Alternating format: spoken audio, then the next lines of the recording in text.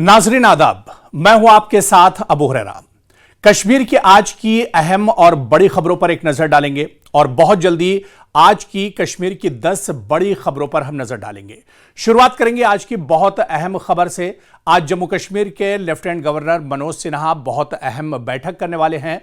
आपको बताते चलें कि इस बैठक में सिक्योरिटी के आला ओहदेदारान शिरकत करेंगे, इंटेलिजेंस से जुड़े हुए जो अफसरान हैं वो बैठक करेंगे, पुलिस के आला अफसरान इस बैठक में शिरकत करेंगे। और आपको बताते चलें कि ऑपरेशन सिंदूर के बाद जम्मू कश्मीर के जो मौजूदा हालात हैं, कश्मीर में जिस तरह के हालात बने हुए हैं पहलगाम आतंकी हमले के बाद, इस पर एक तरह से गौर व फिक्र किया जाएगा। और आने वाले दिनों में बहुत अहम यात्रा होने वाली है, अमरनाथ यात्रा। इस अमरनाथ यात्रा से जुड़ी हुई सिक्योरिटी बंदोबस्त और इसके अलावा इस यात्रा से जुड़ी हुई दूसरी जो अहम बातें हैं उस पर इस मीटिंग में आज चर्चा हो सकती है। तो आज इस बैठक पर सबकी निगाहें रहेंगी। आज ये बैठक काफी इंपॉर्टेंट मानी जा रही है और खास तौर से पहलगाम आतंकी हमला और इसके बाद ऑपरेशन सिंदूर के बाद जो सूरत हाल जम्मू कश्मीर की मौजूदा सूरत हाल है, इस पर यह बैठक काफी अहम मानी जा रही है। यह बैठक कुछ देर में शुरू होगी और इस बैठक पर हमारी नजर लगातार बनी रहेगी।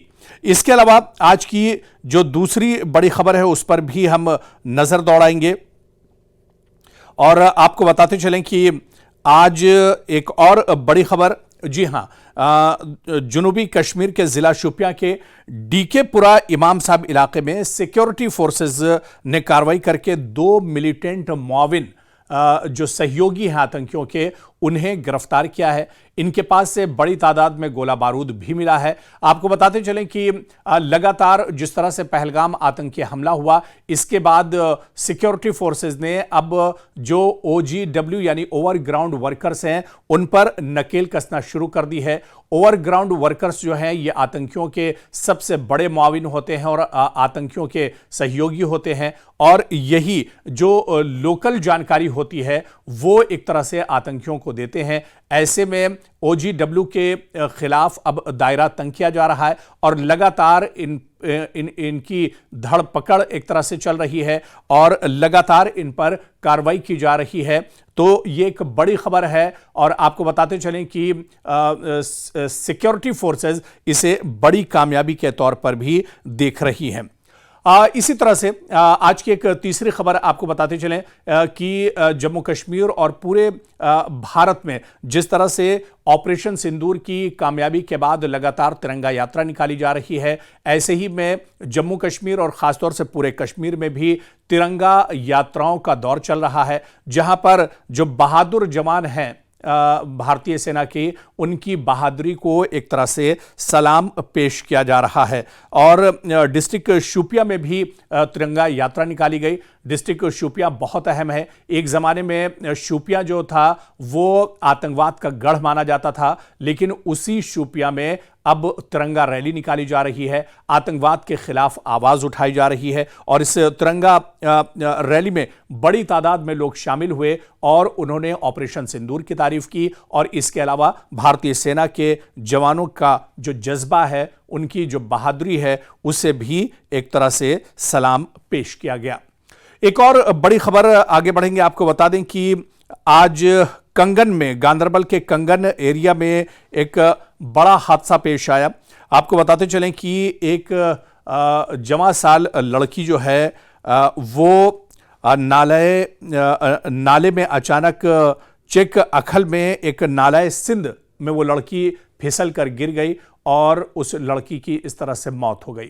हालांकि इंतजामिया ने लगातार जो दरिया हैं, नदी नाले हैं, वहाँ पर लोगों के जाने पर एक तरह से पाबंदी लगाई है और इंतज़ामिया ने ये कहा है कि लोग अगर नदी नालों के आसपास जाते हैं तो एहतियात बरतें। लेकिन इस बीच ये बड़ा हादसा पेश आया है और इस हादसे के बाद जैसे ही ये खबर गांव पहुंचती है, जैसे ही ये खबर इलाके में पहुंचती है, तो पूरे इलाके में सफ़े मातम बिछ गई है। ये बड़ा एक तरह से हादसा है और आपको बताते चलें कि इस हादसे के बाद जैसे ही ये खबर मिली, इंतजामिया की जानिब से लगातार रेस्क्यू ऑपरेशन चलाया गया और बड़े पैमाने पर इस लड़की की तलाश शुरू की गई।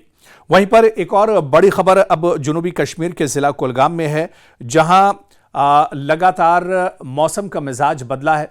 पूरे पिछले कुछ दिनों से हम देख रहे हैं, 3-4 दिनों से, कि पूरे कश्मीर में मौसम का जो मिजाज है वो बदला बदला सा है।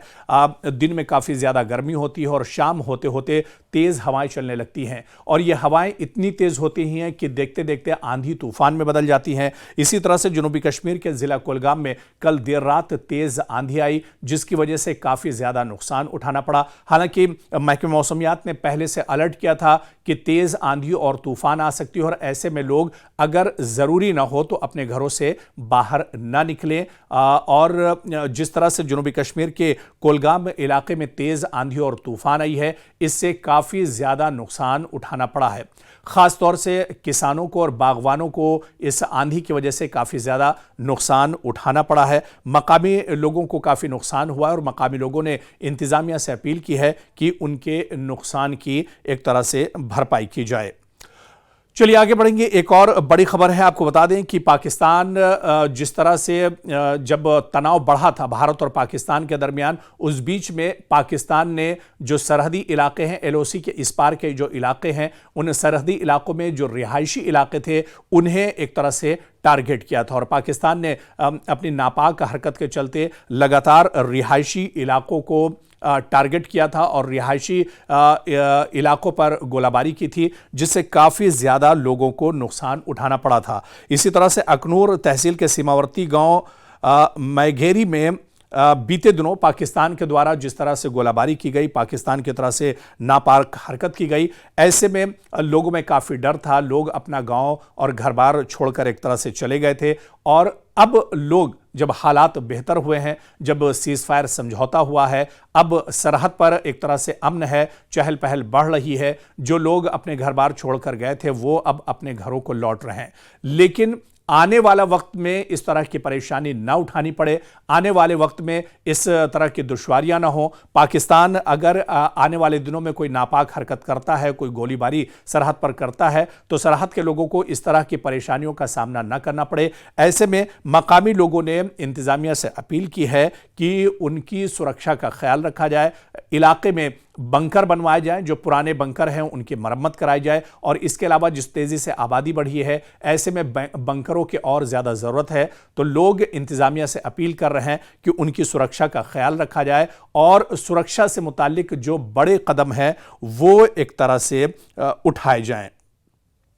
और इसी तरह से एक और बड़ी खबर आ रही है, आपको बताते चलें। जी हाँ, अभी हमने तिरंगा यात्रा का जिक्र किया था, आपको बताते चलें कि डोडा डिस्ट्रिक्ट में भी तिरंगा यात्रा निकाली गई। बड़ी तादाद में लोग इस तिरंगा यात्रा में शामिल हुए। डोडा की इस तिरंगा यात्रा में ऑपरेशन सिंदूर की कामयाबी के बाद लगातार, जिस तरह से हमने आपको बताया कि देश के अलग अलग हिस्सों में तिरंगा यात्रा निकाली जा रही है, ऐसे ही पूरे कश्मीर में भी, पूरे जम्मू कश्मीर में भी तिरंगा यात्राओं का दौर चल रहा है। हर आने वाले दिन बड़ी बड़ी तिरंगा रैलियां की जा रही हैं। तो ऐसे में जम्मू कश्मीर के डोडा में भी तिरंगा यात्रा निकाली गई है, जिसमें बड़ी तादाद में लोग शामिल हुए, और लोगों ने इस मौके पर जो भारतीय सेना है उसका शुक्रिया अदा किया, और जिस तरह से ऑपरेशन सिंदूर को अंजाम दिया गया, जिस तरह से बड़े पैमाने पर लोग इस रैली में शामिल हुए, और लोगों ने कहा